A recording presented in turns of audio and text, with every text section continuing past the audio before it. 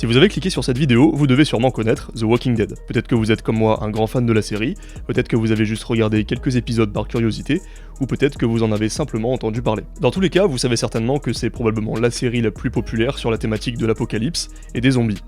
Une série sur des zombies. Ouais. Enfin ça c'est ce qu'on croit. Parce que plus on traverse les saisons, plus on réalise qu'en fin de compte, dans l'apocalypse, les zombies, c'est pas ça le plus inquiétant. Et si la série parlait en réalité de nous?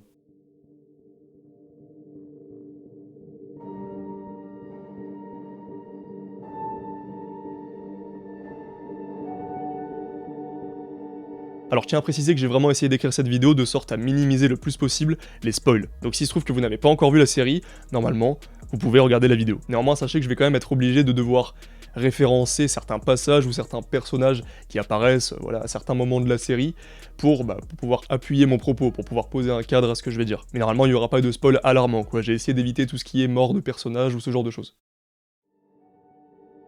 The Walking Dead, ça commence avec Rick, un shérif, qui se réveille d'un coma dans un hôpital après avoir reçu une balle lors d'une intervention qui a mal tourné. Alors sur son lit d'hôpital, il appelle son pote, qui ne lui répond pas. Il regarde autour de lui, il est sûrement en train de capter qu'il y a quelque chose qui cloche. Alors il décide de se lever. Enfin du moins il essaye. Donc il appelle à l'aide une infirmière, qui ne lui répond pas non plus. Et il sort de sa chambre. Et en ouvrant la porte, c'est avec effroi qu'il découvre que tout est vide. Et que c'est le bordel partout dans le couloir. Il fait quelques pas jusqu'à tomber sur un horrible cadavre. Je vais éviter de vous montrer les images, d'autant plus que si je le fais, YouTube risque de m'attraper par la peau du cul. Tout naturellement, il préfère faire demi-tour, mais il commence à se rendre compte que tout le bâtiment ressemble à un film d'horreur. Puis il se retrouve devant cette porte, où il est écrit « N'ouvrez pas la porte, il y a des morts à l'intérieur ». Et surtout, il entend ce bruit.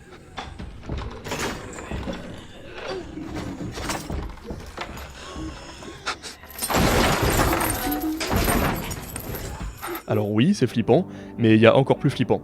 C'est que l'hôpital n'était pas le seul à être vide. En fait, c'est l'entièreté de la ville qui est complètement déserte, complètement abandonnée. Les gens sont partis, notre shérif se retrouve totalement seul, jeté dans un monde apocalyptique et noyé dans l'incompréhension. C'est comme si le monde s'était arrêté sans prévenir pendant qu'il dormait. Alors évidemment, comme n'importe qui réagirait face à ce désastre, Rick part à la recherche de sa famille. En vain. Ses proches ont disparu, eux aussi. Il continue de déambuler jusqu'à tomber miraculeusement sur un jeune garçon, un vrai, qui lui fout un énorme coup de pelle dans la tronche. Bon, j'ai connu plus chaleureux comme accueil. Mais mine de rien, cette rencontre, c'est sûrement celle qui sera la plus importante pour notre protagoniste. Parce qu'en effet, c'est justement grâce à ce jeune garçon, et surtout son père, Morgan, qui vont le recueillir chez eux, qu'il va enfin en savoir plus sur ce qui est réellement en train de se passer dehors. L'ancien monde a disparu. La société s'est effondrée parce que les morts marchent, et les voilà. Nos fameux zombies. Enfin pardon, les rôdeurs. Oui, parce qu'il faut savoir que le terme zombie n'est jamais prononcé durant toute la série. Chez eux, on appelle ça des rôdeurs. Voilà. Me demandez pas pourquoi, Bon, là, en tant que spectateur, on nous fait très vite comprendre par une mise en scène diablement efficace que ce virus est venu foutre en l'air le monde entier, que dehors ça grouille de rôdeurs, et qu'à partir de maintenant, tout ce qui compte, c'est la survie. C'est-à-dire fuir ces foutus rôdeurs et tout mettre en œuvre pour éviter de se faire contaminer, et propager encore plus l'épidémie. Sauf que c'est trop tard. Ils sont partout. Le monde n'appartient déjà plus aux humains. Ici, la série nous plonge la tête la première dans le danger fondamental de l'intrigue. Du moins ce qu'on croit être le danger fondamental. Mais on y reviendra. Rick est parvenu à retrouver son fils, sa femme et son meilleur ami à Atlanta, qui s'était réfugié auprès d'un groupe. Et on est heureux pour lui, mais je vous épargne toutes les péripéties, le groupe se retrouve constamment dans la merde. La fuite et la lutte contre les rôdeurs, la recherche à tout prix d'un refuge, voilà jusqu'ici les enjeux primordiaux de cette première saison. Finalement, tout est construit pour qu'on se dise « Ok, l'histoire, c'est nos héros contre les morts vivants ».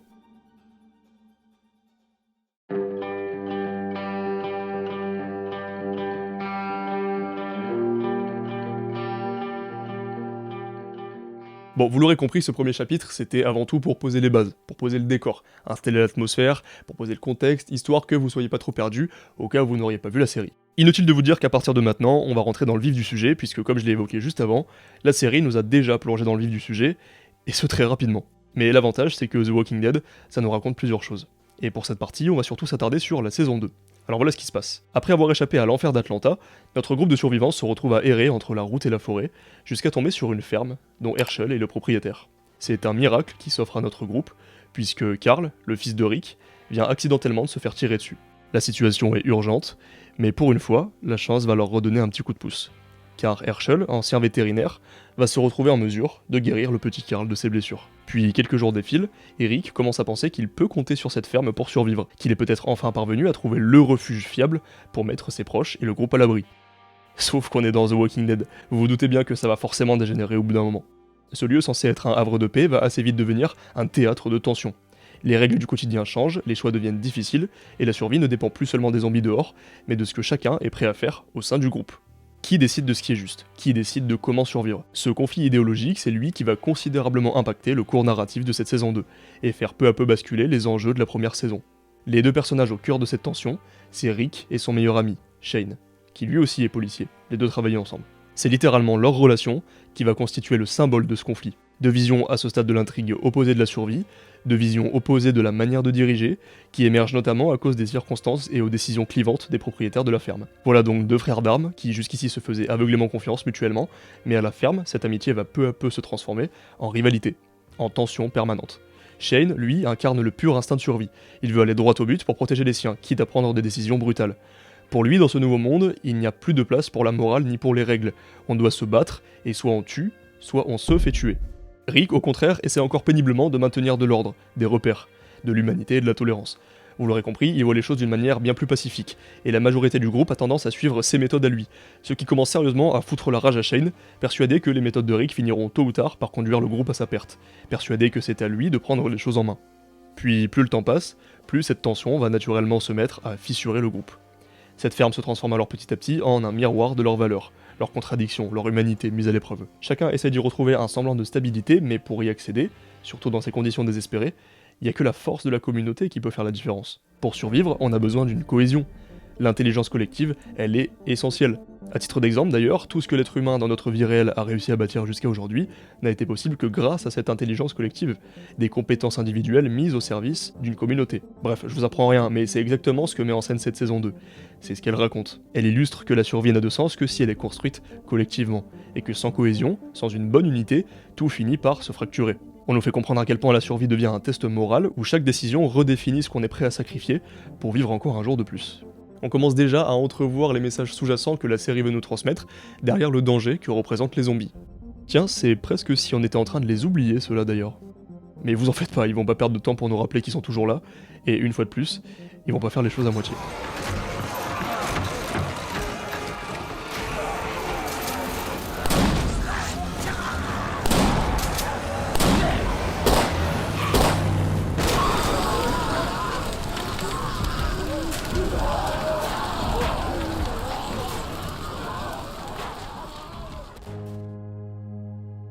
Bref, après avoir réduit en cendres la ferme, le groupe se retrouve dispersé, fragile et surtout confronté à une évidence, la survie n'est plus seulement une question de zombies. C'est là que la série change de dimension. Ce lieu qui était censé unir les membres du groupe les a plus opposés qu'autre chose. La cohésion qu'ils essaient de préserver n'existe plus vraiment. Chacun doute, notamment à propos de Rick, et lui, on sent qu'il commence sérieusement à subir le poids de cette survie collective bancale. Des doutes qui se forment autour de lui, sur ses manières d'agir et ses décisions. Do something. I am doing something. I'm keeping this group together, alive. I've been doing that all along, no matter what. I didn't ask for this. On voit bien qu'il est épuisé de la situation, mais Rick est shérif, et il est sûr d'une chose, ou plutôt deux choses, c'est qu'il ne reculera devant rien pour protéger ceux qu'il aime. Et que quand la peur et les doutes s'installent, le besoin d'un vrai leader devient vital. Alors il va mettre les choses au clair. Maybe you people are better off without me. Go ahead. I say there's a place for us, but maybe it's just another pipe dream. Maybe I'm fooling myself again. Well, why don't you go and find out yourself? Send me a postcard. Go on, there's the door. No takers? Fine. But get one thing straight. You're staying. This isn't a democracy anymore. Et pourtant, avec tout ce qu'on sait maintenant et après tout ce que je vous ai raconté jusqu'à présent, sachez qu'on approche tout juste du véritable cœur de l'histoire.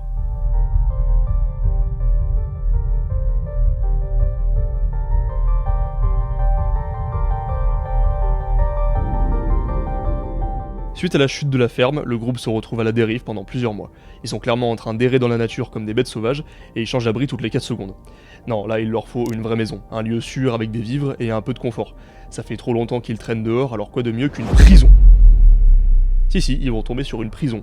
Et ça peut paraître complètement timbré comme plan, mais force est de constater qu'ils ont des grilles, des clôtures, beaucoup d'espace, une zone pour potentiellement planter des cultures, des cellules avec des matelas et des murs solides. On peut se dire qu'il y a sûrement plus cosy ailleurs qu'une prison, mais au point où ils en sont, ça leur suffit amplement. Ils ont tout à disposition.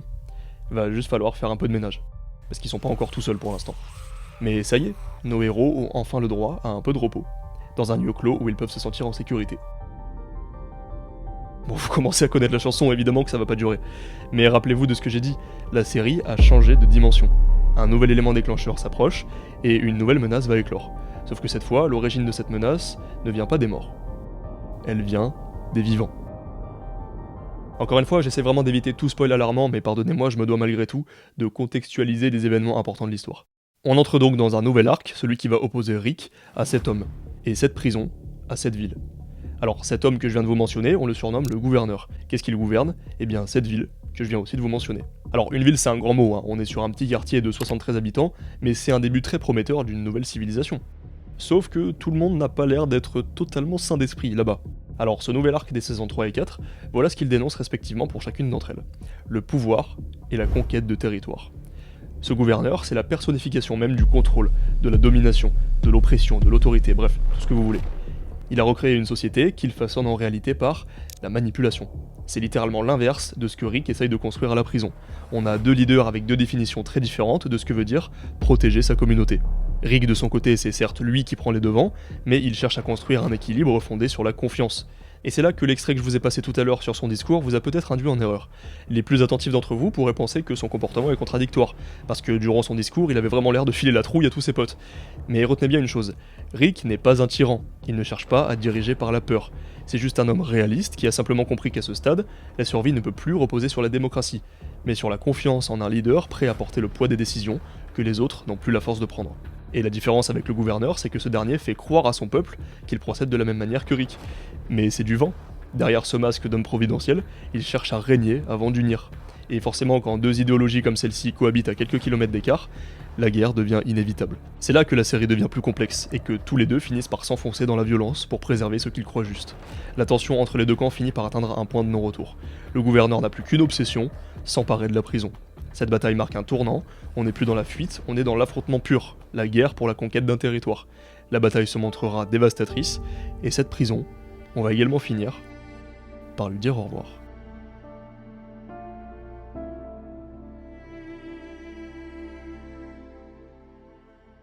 On entre alors maintenant dans la saison 5, mais je vais sauter celle-ci. Non pas parce que c'est une mauvaise saison, loin de là, c'est même une excellente saison, et considérée comme la meilleure aux yeux de beaucoup de monde.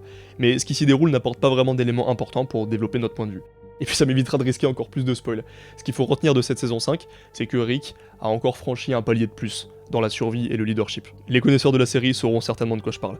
Là, autant vous dire qu'en face de nous, c'est clairement plus le même Rick que celui de la ferme. Je vais aussi passer assez rapidement sur la saison 6, bien qu'elle soit ma saison préférée, mais si on devait décortiquer chaque saison une par une, la vidéo durerait 4 heures, donc on va tâcher de synthétiser un peu tout ça. Plusieurs semaines, voire plusieurs mois, se sont écoulés depuis le dénouement douloureux de la prison, et notre groupe de héros se retrouve à Alexandria, une petite ville semblable à celle du gouverneur, mais plus grande, avec plus de quartiers, et plus de murs. Et surtout, sans gouverneur complètement cinglé. La chef qui maintient l'ordre ici, c'est Diana, et elle est bien plus saine d'esprit que l'autre malade mental. Cette communauté, elle vit selon des règles plutôt civiles. C'est presque comme si on retrouvait notre vie d'avant. Finalement, tout ce que Rick et les autres n'avaient plus connu depuis longtemps. Ça leur semble même un peu trop calme, tout ça. C'est trop calme. À tel point qu'ils craignent de s'affaiblir. Parce que les habitants de cette ville sont bien urbains, certes, mais ils ont vraiment l'air de n'avoir aucune idée de ce qui se passe dehors. J'aime pas trop beaucoup ça. Et là, on parle pas seulement des rôdeurs, vous avez bien compris que les hommes sont devenus un danger, des ennemis potentiels tout aussi menaçants. Rick a vu trop de sang et de trahison pour se permettre de devenir oisif. Alors il échange en secret avec le groupe ses intentions de reprendre le contrôle de cette ville. Et c'est bien sûr non pas dans un but malveillant, vous vous en doutez, mais on revient encore une fois sur la question du pouvoir, et toute la complexité qu'il implique. Rick se refuse à tout prix de risquer une régression vers une position de faiblesse. Il veut imposer ses méthodes qui assureront une survie avec plus de promesses. Il estime que les méthodes de Diana sont déjà obsolètes, et qu'elle est très loin d'assurer une solution pérenne et durable à sa communauté. Et on sait que Rick fait ça pour le bien de tout le monde, mais il est obligé d'employer la manière forte. Still don't get it. We know what needs to be done and we do it. You just sit. You pretend like you know, but when you don't, your way of doing things is done. Starting right now, we have to live in the real world. Par la suite, même si les plus faibles ont encore des doutes sur lui, la grande majorité des habitants finiront par suivre les méthodes de Rick, parce qu'ils sont forcés de constater que sa vision est la plus réaliste. En tout cas, on peut dire maintenant qu'ils ont enfin réussi à fonder une vraie communauté, prête à tout, et surtout prête à perdurer, prête à survivre pour de vrai. Mais quand je vous dis qu'à l'extérieur, chaque humain est devenu un ennemi potentiel et la première menace, c'est pas des paroles en l'air. Si Rick et ses amis ont réussi à bâtir leur civilisation, d'autres, en dehors de leurs murs, y sont bien parvenus aussi. La bataille entre le groupe de Rick et celui du gouverneur avait déjà fait de sacrés dégâts, et explicitement illustré à quel point les vivants étaient toujours aussi dangereux. Pourtant, ça n'était qu'un avant-goût de ce qui va suivre. C'était comme une manière de faire mijoter le spectateur et de l'amener vers ce que la série a de plus profond à nous raconter. Soit la nature humaine, dans ce qu'elle a de plus impitoyable.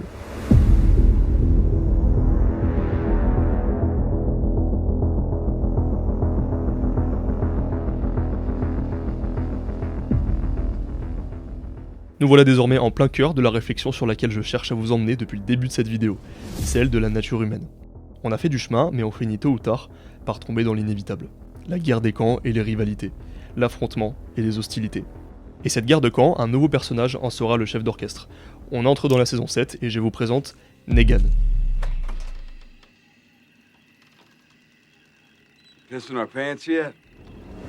Beaucoup de personnes s'accordent à dire que sa première apparition est l'une des introductions d'antagonistes les plus magistrales de l'histoire des séries. Une opinion que je rejoins aussi d'ailleurs. Negan, c'est vraisemblablement l'antagoniste le plus redoutable de toute la série, celui qui va donner le plus de fil à retordre à nos héros. Et c'est aussi celui qui va venir symboliser ce retour à la nature humaine, et à toutes les horreurs qu'elle peut être capable de commettre, et d'infliger à d'autres. Negan, c'est le chef qui dirige le clan des Sauveurs. Méprenez-vous de ce pseudo, hein, c'est vraiment tous des barbares. Et en face, le clan donc d'Alexandria va partir à la rencontre d'autres communautés aux alentours pour chercher à former des alliances. Et oui, puisqu'on est en pleine guerre, place à la stratégie. Le clan de Negan est trop puissant, alors augmentons les effectifs. Mais là, on parle d'une vraie armée de soldats. On est dans un champ lexical de la guerre qui est démesuré. Ça prend des proportions complètement dégénérées et la lutte est plus omniprésente que jamais. C'est ainsi que naît la rivalité la plus épique et tendue de toute la série, orchestrée par le duel des deux plus grands mastodontes de la survie et du combat, Rick d'un côté, Negan de l'autre. Et les deux ne vont cesser de se renvoyer la balle à travers un festival de bataille et de plans tactiques, voire même, n'ayons pas peur des mots, des tactiques militaires.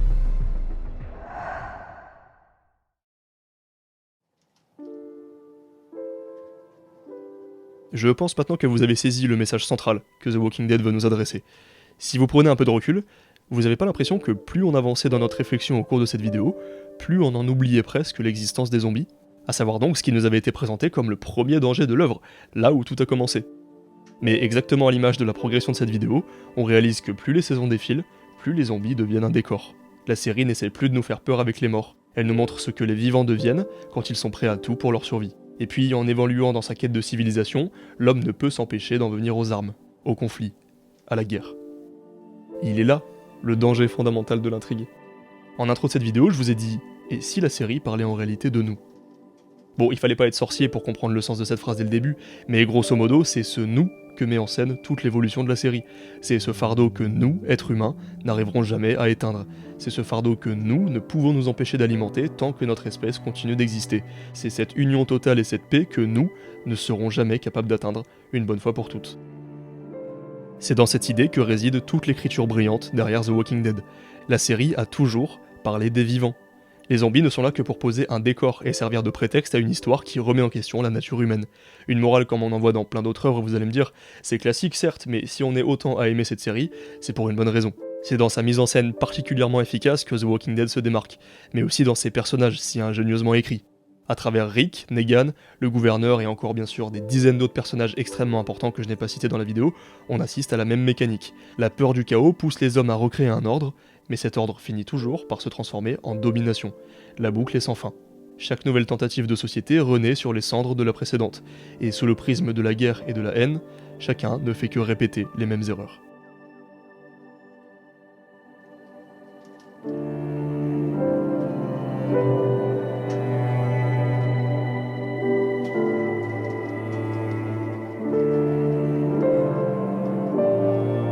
Bon, j'avais quand même besoin de ce dernier chapitre par souci de happy ending.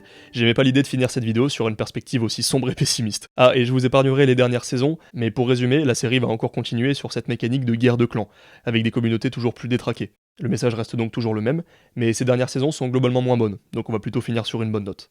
Au cinéma, on écrit des œuvres pour dénoncer, certes, mais aussi pour transmettre de l'espoir. Et oui, le cœur de The Walking Dead, on l'a compris, c'est de dénoncer les méfaits de la guerre. Mais quelque part, ce cœur, il bat aussi pour se rebeller contre cette guerre. Alors il nous transmet un autre message, celui qu'on retiendra de cette vidéo et de cette série. S'unir, c'est survivre. On l'a vu à travers cette ferme, cette prison, cette ville, cette rivalité. Les divergences sont un poison pour la cohésion. Ça ne sera qu'en unissant nos forces que l'avenir nous appartiendra. Et comme j'avais envie de clôturer cette vidéo sur un beau discours, je vais laisser la parole à quelqu'un qui sera sans nul doute meilleur que moi à cet exercice. Any person here who would live in peace and fairness, who would find common ground. This world is yours by right. We are life. That's death. And it's coming for us. Unless we stand together. So go home. And then the work begins. The new world begins. All this is just what was. There's got to be something after.